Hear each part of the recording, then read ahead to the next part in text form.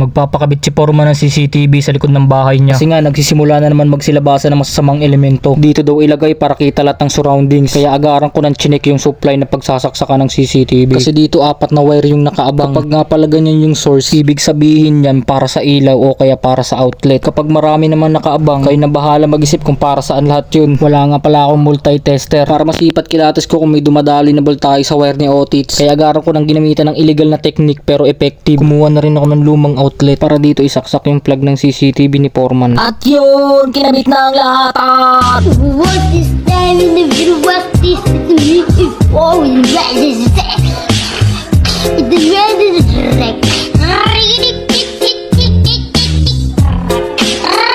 Pagkatapos ko gawin ng lahatan, sumikta na ako sa bracket na ginawa ni Foreman. Ito nga pala yung ginawa ni Foreman na bracket para dun sa CCTV niya. Kasi yung nabili niya alaws ng bracket. Kaya ang ginawa ni Foreman, nag-DIY na lang siya ng bracket. At yun, kinabit na ni Otis. Calvo, calvo, peso, peso, shiny, shiny, pakintaban ulo.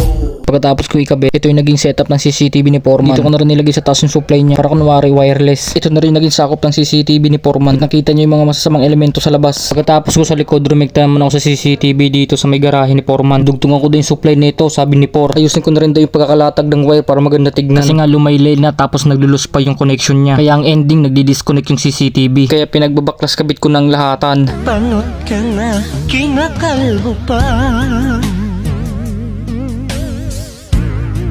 Buhok mo ay naglalagas na. Patilya mo'y nangangamba. Maglalagas din ba? Custody, hindi mo makikita yung wire dyan kasi nasa Japper type na tayo.